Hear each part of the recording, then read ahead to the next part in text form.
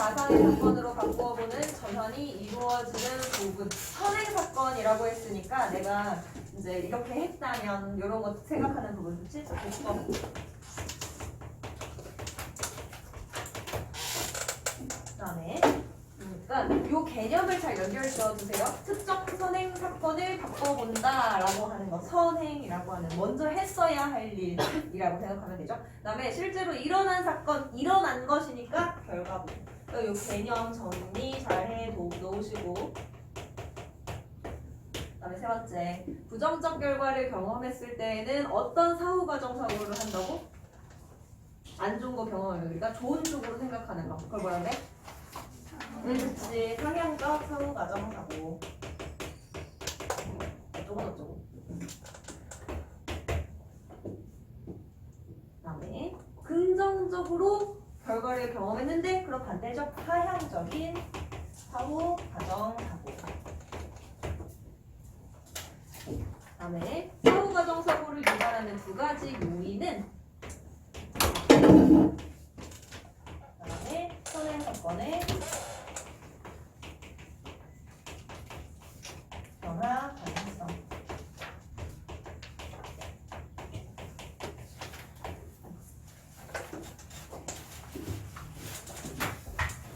이렇게 하시면 되고, 이제 바로 뒤에 있는 질문으로 넘어가도록 하겠습니다. 근대 산업 보호를 위한 정책.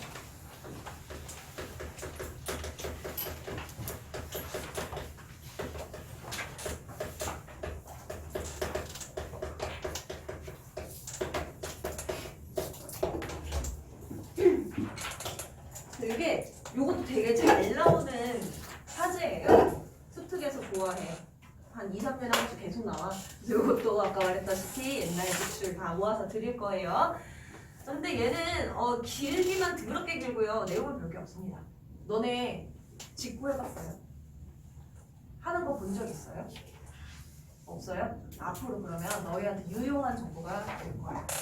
그러니까 우리 막 이제 하다못해 네이버 이런 데서도 쇼핑하는데 해외 직구 그런 코너가 있단 말이야. 직구를 할 때는 우리가 유의해야 되는 게 두 가지가 있어요.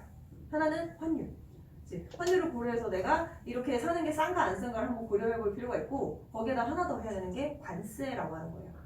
관세는 세금입니다. 관을 이제 외국에서 우리로 넘어오면서 매겨지는 세금인 건데 그 세금을 매기는 방식. 그다음에 이런 세금을 그러면 왜 매기냐 이런 것들에 대한 내용을 다루고 있어요. 이제 앞으로 지금은 너네 사실 그런 거 하면 안 되지. 앞으로 이제 알바하고 뭐 이런 거에서 내가 막 뭘 사고 싶어, 좋은 거 사고 싶어. 그럴 때 굉장히 유용할 거예요. 첫 번째 문단부터 봅시다.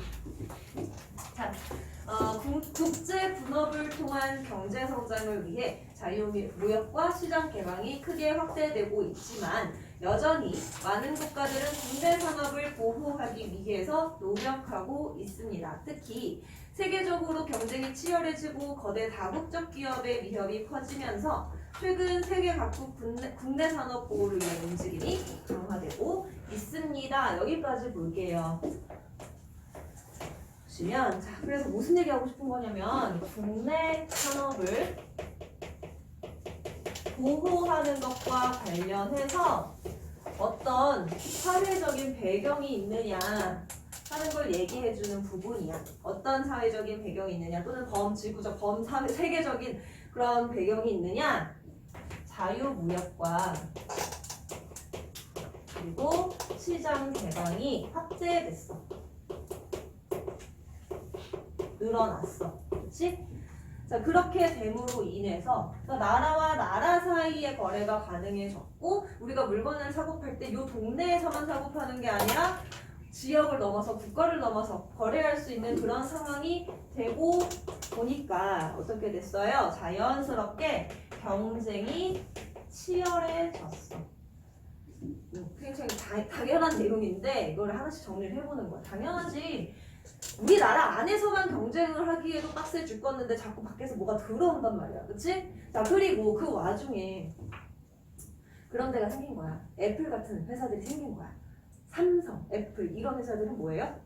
영향력이 굉장히 큰 회사죠. 그러니까 우리나라 안에서만 영향이 있는 게 아니라 세계적으로 영향력이 있는 거대 다국적 이라고 하는 것들이 어떻게 됐어요? 점점 세력을 키웠고 그래서 얘네가 어떻게 했냐면 위협하기 시작한 거야. 시장을 위협하는 거지. 이건 이제 뭐 독점 이런 것하고도 연관이 되는데 애플을 생각하면 돼. 애플이 뭐 대단한 거야 얘들아? 안 대단하거든? 근데 우리는 그게 어느 순간 어떻게 되냐면 애플이 아이폰 만드는 건 애플만 한단 말이야. 스마트폰이랑 뭔가 아이폰은 달라. 아니야? 뭔가 갤럭시 좋아. 너무 좋지. 근데 아이폰은 달라. 뭔가 내가 애플을 중무장 해줘야 될 것, 그래야지 내가 뭔가 이 사회에서 뭔가 디지털을 다루는 사람 같고 정보화 시대에 발맞춘 사람 같고 막 그런 이미지를 만들어놨잖아 애플이. 그러다 보니까 걔가 뭘 하면 그 후속의 작업들이 막 생길 수밖에 없는 거야. 근데 이제는 삼성이 막 비등비등 이렇게 하게 되었지만 애플이 이 터치 스마트폰을 내놓은 이후로 우리의 시장 경제 시장에서 핸드폰이라고 하는 것의 개념이 완전히 바뀌었잖아요. 너네도 전화 받을 때 이렇게 해요? 안 하고 너는 이렇게 하잖아. 그치? 이렇게 만든 게 누군 거야? 이게 애플이야. 그렇게 생각하셔야 돼요. 그러니까 그 위협이 높아졌다라고 하는 건 얘네가 시장을 하게 됐다는 거야. 야, 내가 이거 이렇게 기술 개발을 했는데 이거 내가 너네 조금 알려줄까? 뭐 이런 걸 이제 가보기 시작하고 그다음에 야 내가 먼저 이거 치고 나갈 건데 따라하려면 따라와봐. 뭐 이런 식으로 해버리니까 시장에서 거기에 굉장히 영향을 받게 됐다. 그렇게 되니까. 그럼 그걸 어떻게 해야 돼? 그 피해를 어떻게 해? 우리가 그러면 우리 피해 입어야지 어쩌겠어 기술이 없는데 그게 아니잖아요. 그쵸?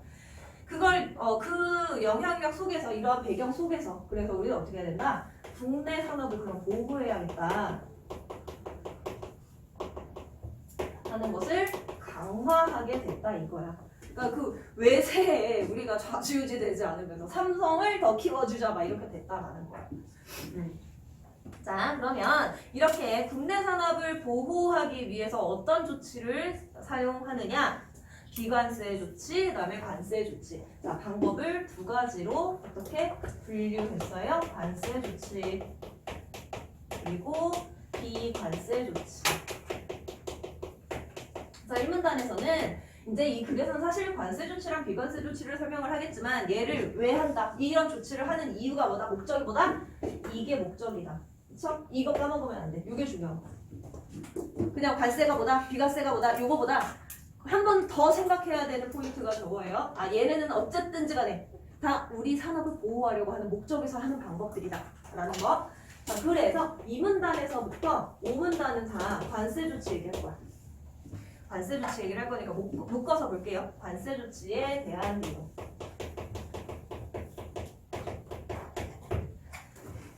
먼저 관세 조치는 국경을 통과하는 재화에 대해 수입 수출품이겠죠. 그치? 국경을 통과한다라는 건 수입하거나 수출한다는 거죠. 거기에 대해서 부과하는 조세고요. 그것이 곧 관세고요. 그것을 조절해서 국내 산업을 보호하는 그런 방식입니다. 그래서 일반적으로 어디에다가 수입품에다가 관세를 부과하는 그런 방식의 관세 조치라고 보시면 되겠죠. 얘는 그래서 수입품에 관세를 부과하는 것을 생각하시면 돼요. 근데 반대로 우리 자국에서 만든 우리나라에서 만든 갤럭시를 미국에 판다. 그랬을 때는 걔가 미국에 들어갈 때도 뭐가 부과되겠어? 관세가 부과가 되겠죠. 그렇지만 우리는 어쨌든 우리 대한민국 나라 안에서에 일어나는 일을 생각하면 되니까. 자, 이렇게 관세를 부과하게 되면요. 그 수입품은 어떻게 되느냐? 수입 시 부과된 관세만큼 뭐가? 가격이 인상됩니다.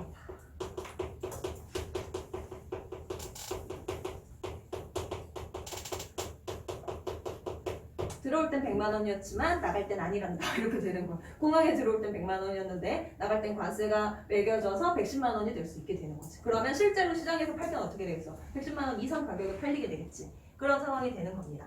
자, 그렇기 때문에 국내에서 생산된 제품에 비해서 가격 경쟁력이 낮아지게 됩니다. 국내 상품보다 가격 경쟁력이 어떻게 된다? 낮아진다. 그래서 어떻게 된다? 수입이 억제된다. 자, 여기 이제 첫 번째 효과라고 보시면 돼요. 두 번째는 뭐냐면 수입이 억제될 뿐이지 수입이 안 된다는 얘기는 안 했어.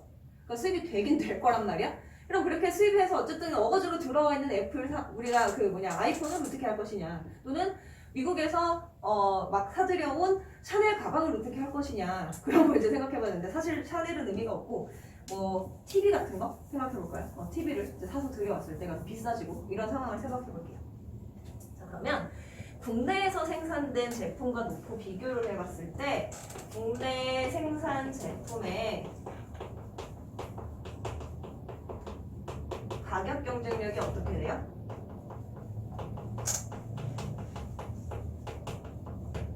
얘는 어떻게 되겠어? 높아지겠지.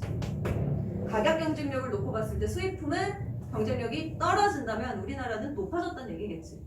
그치? 그렇게 받아들이면 돼요. 자, 그렇게 되니까 어떻게 돼요? 판매량이 유지되거나 늘어나요. 판매가 유지 또는 증가되어서 국내 산업을 보호한다.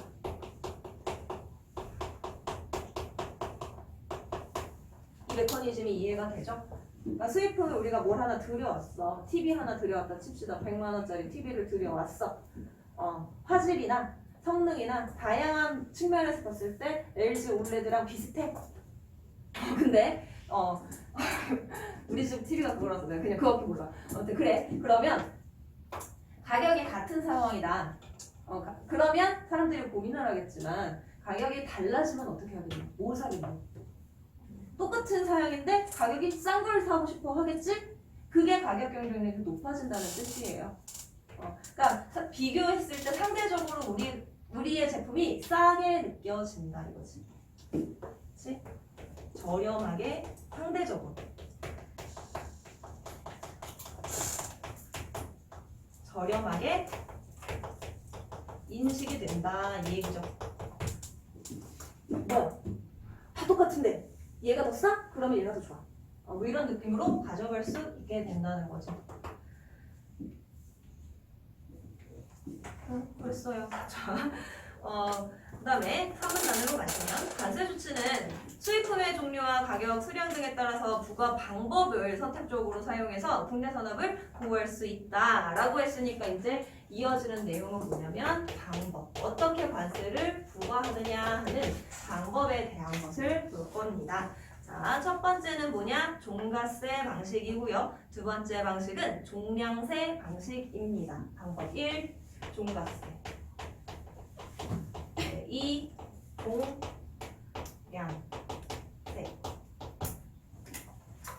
이렇게 두 가지를 일단 설명을 해주었는데요. 자, 일단 종가세는 뭐냐면 이게 사실 이제 현재 우리가 뭔가 직구를 했을 때 적용되는 관세 부과 방식이라고 보시면 되는데 수입품의 가격을 기준으로 해서 세금을 부과하는 방식입니다. 뭐를 기준으로? 수입품의 가격을 기준으로 관세를 부과합니다. 무슨 얘기냐면 300달러 이상인 모든 제품은 관세를 부과해야 한다. 이거야. 쉽게 생각하면. 어려울 거 하나도 없죠. 근데 내가 10개를 뭘 샀어. 근데 10개를 합쳐서 270달러야. 그럼 관세를 안 내. 안 내는 거야. 그러니까 적정선이 있고 그거만 안 넘게 되면 안 내는 거고 넘으면 내는 거고 수량 상관없이. 그렇죠? 자, 그래서 수입 상품 하나하나의 세금을 부과하는 것이 아니다. 수입품 가격이 설정된 기준이 있고 그걸 넘으면 그때 세금을 부과하는 것이다. 자, 그래서 이게 이제 어디에 주로 이제 적용이 되거나 효과를 미칠 수 있느냐면 고가의 상품 또는 하츠품. 그래서 그런 거 명품백 이런 거 사람들이 사. 그러면 거기에 대해서 하나를 사도 500만 원, 600만 원 막 이런 걸 산단 말이야. 그치? 근데 그걸 자꾸 외국에서 사들여 오면 국내 산업이 어떻게 되겠어? 엉망이 신청이 될 테니까 거기에다 대고 이제 관세를 부과해주는 그걸 생각해 주시면 되고요. 이것의 수입을 억제하는 뭐가 있다? 효과가 있습니다. 자, 그 다음에 종량세를 볼게요. 종량세는 그럼 뭐겠어? 수입품의 수량의 기준에서 양이니까 관세를 부과하는 방식입니다. 볼게요. 그렇게 쓰여 있는지. 자, 중량, 용적, 면적 또는 개수 등 수입품의 수량을 기준으로 세금을 부과한다. 맞죠? 근데 여기에서 하나, 여기서 말하는 수량은 그냥 단지 하나, 두 개, 세 개, 네 개만 이야기하는 것은 아니구나. 뭐라고 써 있어요? 중량. 또 포함이 되는 개념이고, 용적이나 면적, 그 다음에 개수 개념이 다 포함이 되는 겁니다. 그러니까 그런 거 있잖아요. 예를 들어서 사실 TV는 고가상품에 들어가는 거긴 하지만 TV 크기가 뭐 가로 세로가 뭐 1m, 1m를 넘어가는 것은 수입을 제한한다. 이런 항목이 있을 수 있다는 거지. 근데 그건 이제 종량세에 들어가는 거야. 알았죠? 그렇게 생각하면 돼. 그러니까 이걸 내가 굳이 써주는 이유는 뭐겠어요? 하나, 둘, 셋, 넷, 다섯 개네. 그럼 이 중에서 이제 세금 부과 방식이 다른 거. 이런 것도 나올 수 있겠지. 그러면 수량에 해당하는 건 다 4개가 있구나라는 걸 기억하시면 되겠죠. 그래서 종량세 방식은요. 수입품 단위다. 그러니까 이걸 다른 말로 뭐라고 표현했어? 단위. 그렇지? 이건 단위라고도 표현이 될 수 있는 거야. 단위를 기준으로 해서 관세를 부과하기 때문에 세액 결정이 용이합니다. 이거는 장점. 장점보다 세액 결정이 용이하다. 그런 게 있겠지. 1m, 1m를 넘어가면은 10만원. 1m, 1.2m를 넘어가면 15만원. 뭐 이런 식으로 기준을 잡아놓으면 그냥 내가 이렇게 봐가지고 그냥 얘는 10m, 1m, 1m니까 10만원 이렇게 그냥 때려버리면 되는데 얘는 어떻게 되니? 300달러 이상의 관세를 부과하는데 301달러일 수도 있고 310달러일 수도 있고 500달러일 수도 있고 그러면 거기에 하나 매겨줘야 되니까. 그치? 그러니까 다 합해가지고 300달러인 건지 아니면 하나에 300달러인 건지 이런 것들 다 따져가지고 기준에 맞는지 안 맞는지 확인해야 될 테니까 아무래도 얘보단 얘가 좀 더 수월하겠죠. 자, 그리고 그 양을 직접 규제한다. 양을 직접 규제한다. 이게 장점이에요. 이게 왜 장점이냐면 이렇게 할 경우에는 100개, 200개, 300개 해도 300달러 안 되면 괜찮지 뭐 이렇게 돼버릴 수 있잖아. 그치? 그러니까 그 수량을 얘가 제한을 할 수가 없어. 그렇기 때문에 수량으로 그러니까 가격이 아니라 가격 경쟁 그 퀄리티가 아니라 가격을 가지고 이제 싸우게 되는 그런 일상에 쓰는 소모품들 있어요. 마스크 같은 거. 그치? 이런 거 외국에서 겁나 싸게 원나 막 중국에서 막 해서 들여왔다. 그럴 때는 얘가 300달러만 안 넣으면 세금을 안 내도 되니까 얼마나 막 치사한 방법들을 쓸 수 있겠어. 그치? 근데 이렇게 돼버리면 300개면 무조건 세금 막 이렇게 될 수 있으니까 얘가 조금 더 그런 부분에 있어서는 규제성이 있다 이런 얘기죠. 근데 이제 상품의 성격에 따라서 어떤 게 더 부합하는지 그런 걸 이제 따져서 적용을 하겠지. 자, 계속 봐요.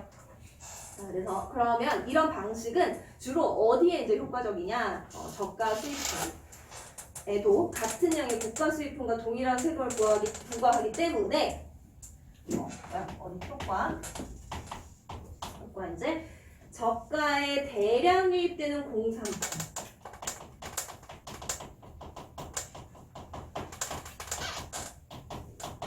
내가 방금 얘기했던 마스크 이런 거 또는 농수산물 수입을 억제할 수가 있다라는 그런 효과가 있습니다. 이게 왜 의미가 있느냐? 그러니까 뭐 우리나라에서 많이 나는 작물은 괜찮아. 근데 우리나라에 잘 나지 않은 뭐 바나나 같은 거 막 수입을 해왔는데 막 몇 톤씩 트럭을 막 그냥 1톤, 2톤도 아니고 막 수백 톤을 들여온다. 그러면 뭐 우리나라에 바나나 농장이 하나 있을 수 있잖아. 그럼 그 농가가 얼마나 피해를 입겠어. 그런 부분에 있어서 좀 이제 대량 유통될 수 있는 것들에 대해서는 종량세를 부과하는 게 좀 더 효과적이겠구나라고 볼 수 있겠고요. 오문단 이외에 종가세와 종량세를 혼합으로 적용하는 어떤 방식? 복합세 방식이 있습니다. 얘는 어떻게 한 거다? 얘하고 얘를 혼합적 하는 거야. 여기 이렇게 쓰기가 힘들죠. 너네 5분단 넘어갔으니까 밑에 다 써. 1, 2 혼합 이렇게 써. 나는 여기 밑에가 내려가기 힘들어서 이렇게 썼어요. 1, 2, 하나. 자, 그래서 두 가지 세금 부과 방식의 장점을 동시에 추구하는 거고요. 그래서 일반적으로 정부의 관세 수입이 클수록 수입품의 가격 경쟁력이 낮아져서 국내 산업을 보호하는 효과도 커지는데 상대적으로 종량세는 수입품의 가격이 낮은 경우 그리고 종가세는 수입품 가격이 높은 경우에 관세 수입이 늘어나는 효과가 있으므로 자 여기다 쓸게요. 자 얘는 관세가 언제 높아진다고? 고가 상품일 때. 그러면 뭐야? 관세가 늘어나는 효과가 있어. 그리고 얘는 어때요? 종량세의 경우는 어때요? 수입품 가격이 낮을수록 오히려 관세를 많이 얻을 수 있는 효과가 있는 그러니까 차이가 있지. 가격에 따라서 얘네는 관세를 벌어들일 수 있는 양이 달라지게 되는 그런 차이가 있기 때문에 그걸 활용을 하는 거야. 그래서 어떻게 한다? 자, 수입품의 가격이 일정 수준에 이르기까지는 종량세를 부과해. 자, 이런 식으로 하는 거지. 가격은 계속 높아질 텐데 여기에다가 기준을 세워놓고 여기에는 뭐 종량세를 적용시켜. 여기까지는. 왜? 낮으니까 가격이. 그럼 여기서 벌어들일 수 있을 만큼 최대한 많은 관세를 벌어들이고 여기서 넘어가면 뭐를 적용시켜요? 종가세를 적용시켜. 왜? 얘는 고가일수록 더 많이 걷어들일 수 있으니까. 그럼 두 개를 다 하면 낮은 가격일 때, 높은 가격일 때 모두 관세를 가져갈 수 있으니까. 그러니까 만약에 300달러였다. 그러면 여기 300달러 이하는 관세를 매길 수 없는 그런 한계가 있었는데 거기에도 돈을 매길 수 있게 되니까 얼마나 수익이 늘어나겠어요. 그렇죠? 그 얘기 하는 거예요. 자, 이렇게 하면 결과적으로 어떻게 된다? 관세를 극대화할 수 있게 된다. 최대한 많이 벌어들일 수 있게 됩니다.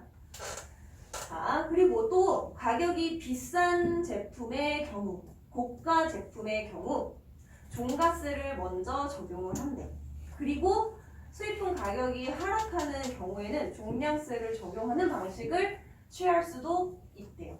그러니까 이거는 종량세 같은 경우에는 수량을 기준으로 하는 거기 때문에 뭐 얘가 핸드백 하나 그러면 큰 의미가 없을 수 있어. 그래서 그때는 그 샤넬백 하나에는 얘를 일단 적용을 시키는 걸 하는 거지. 근데 환율이 바뀌거나 뭐 제도가 바뀌어가지고 가격이 떨어졌어.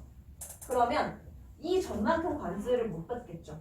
그러면 하나에 얼마를 매긴다 하는 기준으로 바꿔치기해서 오히려 돈을 여기에서 또 얻어갈 수 있게끔 하는 방식도 복합세 방식이 될 수 있다 이거예요. 근데 걔는 결국 어떻게 된다? 관세를 극대화하는 거야. 이렇게 관세를 극대화하면 그래서 나라가 돈을 많이 벌어서 좋은 거지? 그것도 좋겠지. 그것도 당연히 좋겠지만 목적이 뭐라고요? 관세를 부과하면 많이 부과할수록 뭐가 생겨? 국내 상품에 경쟁력 생긴다는 걸로 가야 돼요. 그러니까 여기에서 계속 관세를 걷어들이려고 하는 목적이 뭔지를 얘들아 생각해야 돼. 노란 거였어 일단. 얘가 이렇게 하든 어쨌든 이 모든 것들은 결국에는 국내 산업 보호를 하기 위한 거고 국내 산업을 보호할 때는 이거 국내 제품의 가격 경쟁력을 높여줌으로써 보호할 수 있다. 그러니까 이거 다 연결지어서 가셔야 돼요. 이 모든 방법은 다 이렇게 연결되는 거야. 알았지? 자, 이렇게 우리가 관세까지 봤고요. 그럼 비관세.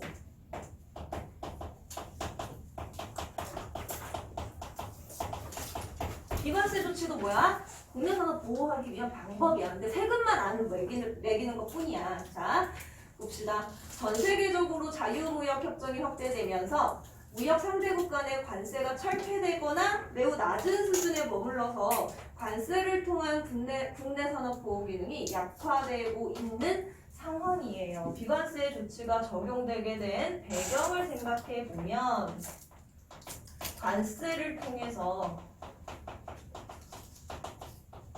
국내 산업을 보호하는 것이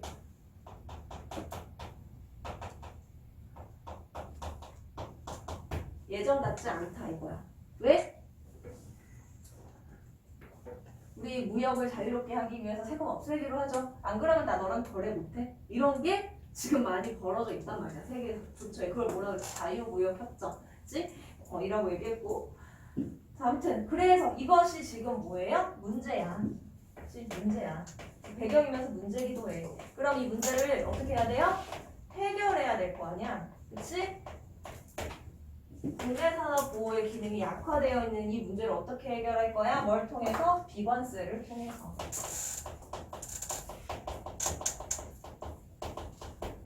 그럼 비관세 조치는 뭐다? 관세 매기지 않는 것. 근데 비관세 조치 그럼 이전에는 없었나요? 있었어. 근데 그것을 그럼 어떻게 해야 돼? 더 정교화해야지. 예전에는 미처 걸러내지 못했던 부분들이나 보완될 필요가 있었던 것들을 정교화하고 강화해서 해결을 하는 거죠. 자, 그러면 어떻게 하느냐 볼게요. 자, 최근에 국내산업보호를 위한 비관세 조치가 정교화 강화되고 있다. 자, 국내산업보호를 위해 활용되고 있는 비관세 조치는 크게 세 가지가 있습니다. 방법 세 가지. 첫 번째는 뭐냐면 위생 및 검역.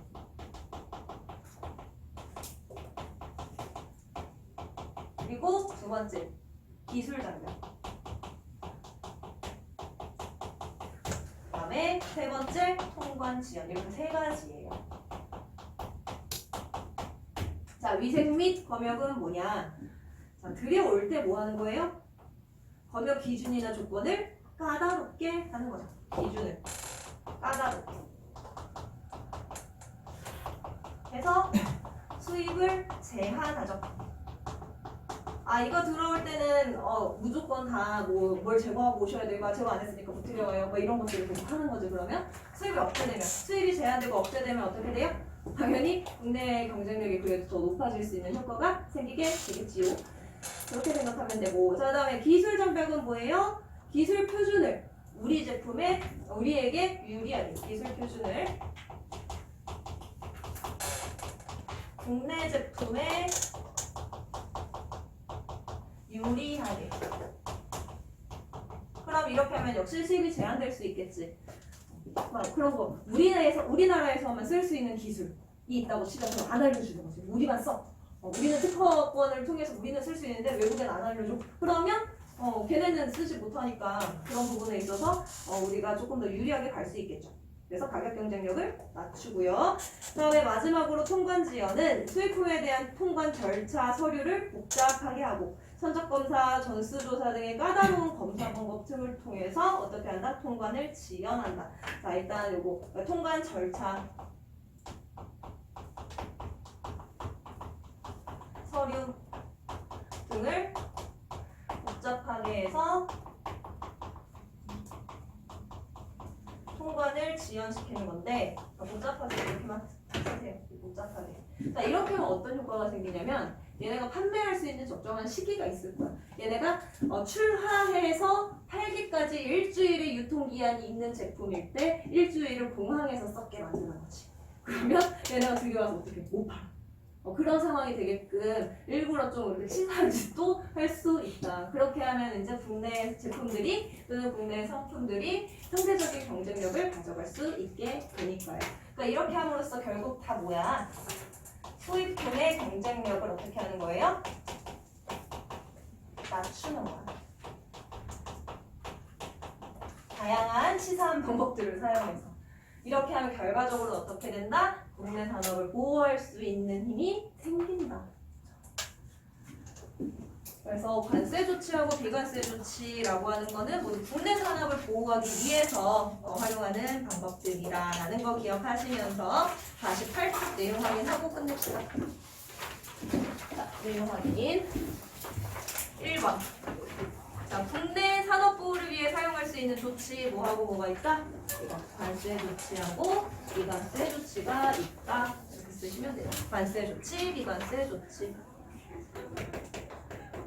관세, 비관세가 이렇게 되고. 그다음에 두 번째. 국경을 통과하는 재화에 대해 부과하는 조세 뭐야? 관세. 근데 이제 여기에서 착각하면 안 되는 게 우리가 수입품 중심으로 얘기를 했지만 수출품도 대상이 되는 거야. 그 나라 들어갈 때 얘는 관세가 매겨질 수 있어. 그다음에 수입품의 가격을 기준으로 해서 가격 기준으로 해서 세금 부과하는 거 뭐야? 가격이니까 종가세죠. 가격. 있어요. 네 번째, 수량 기준으로 한 거. 량이니까. 량 기준이니까 량. 자, 비관세 조치 방법 3가지. 안 쓸게. 여기 3가지. 하나, 둘. 됐어요. 그래서 이건 얘들아, 지금 그 수특에 있는 문제 중에서 50쪽에, 2문제밖에 없긴 하지만 50쪽에 2번이 있잖아요. 이런 식으로 보기 주는 유형 생각하시면 돼요. 뭐 A국은 국내 산업 보호를 위해서 뭐 이러이러한 조치를 취하고 있다.